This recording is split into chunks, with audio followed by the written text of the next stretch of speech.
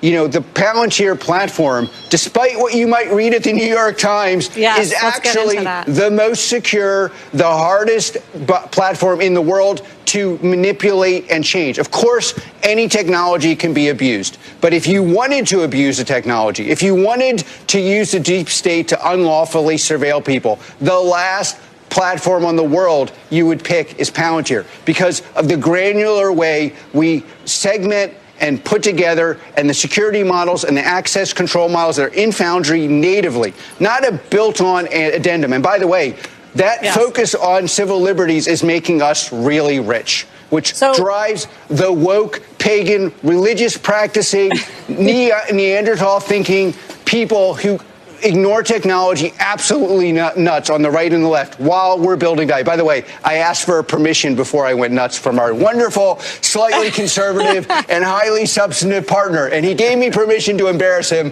He didn't realize it'd be this embarrassing. I think it comes with the territory. These are my views, not his. Okay, so Alex, let's get into that.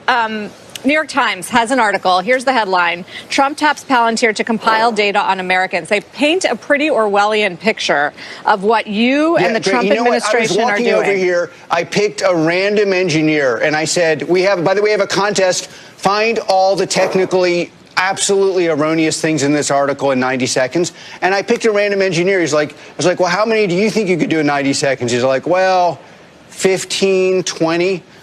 But leaving aside the technical, look, it's probably wrong. hard Is that for what you're them, saying? I'm sure. Well, it's not. Well, first of all, on the tech side, it is so ridiculous. I read the New York Times. It's literally like I'm a dyslexic. They might as well be hiring me to do a spelling bee. So, maybe they just have friends who are tech bros, but they can't hire on a meritocratic basis. I don't know. So that's up to them. We have a contest. Find all the errors in 90 seconds. I think somebody will find 50 or 60.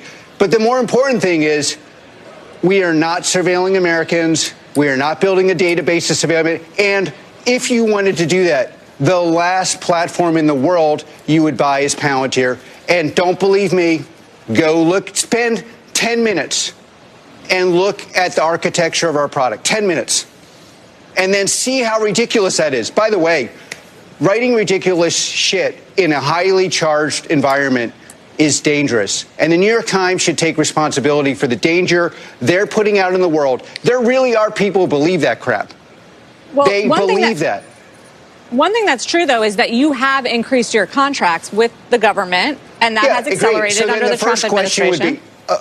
Of course, but by the way, even there, a mathematically somewhat moderately literate person would say, okay, well, they're increasing the government by 45%. That's pretty baller. How are they increasing in the U.S. commercial? 71%. Are we building a database to conspire against our own people in the U.S. commercial context with no sales force? So we're winning. Yeah, great. You know what? Tell everybody we're winning. We are winning. And by the way, we have a rule of 83 while we do it. Basically means we don't have or have basically inept sales force, and we're winning. And we know why we're winning? Because the product is the best in the world. And you know what the Trump administration is actually doing? Every other government in the world is doing, because everyone wants to beat China, who's not China, is buy the best product. What is the best product? They're not buying our product because they like me or they like my speeches. Honestly, he's wondering why he has to buy the product from me, too. They buy it because I'm going to make your company really, really financially strong, more secure, more efficient, increase the revenues. Why does the U.S. government buy the product? First of all, it's a product. It's not a waste of time service BS thing that can be abused. By the way, we lost so much revenue in the last 20 years because people wanted to buy things that could be abused. It's really hard to abuse Palantir. You could do services. Who knows what a services company is doing with your data? Or you could do what the New York Times does or Consumer Internet does. You could resell the data and productize your users. By the way, there's a high correlation between productizing your users and selling them woke pagan BS. It's a good point. What are you doing at the IRS? You can't get that with Palantir, but you can't. The IRS was one example. We have so many contracts in the U.S. government. I mean, I'll tell you, without the specifics, I can tell you exactly what we're doing in the IRS. We're going to use the most secure platform in the world to replace inept software with cheaper, better software that is more efficient. That's what we're doing. I assume at the IRS we have so many contracts. I know that's what we're doing here. That's what we're doing with 71% of growth. You know what we're doing in the DoD? We're scaring the bejeebers, I'm trying not to use the F word, out of our adversaries by making them scared at night. And you know how we're doing it?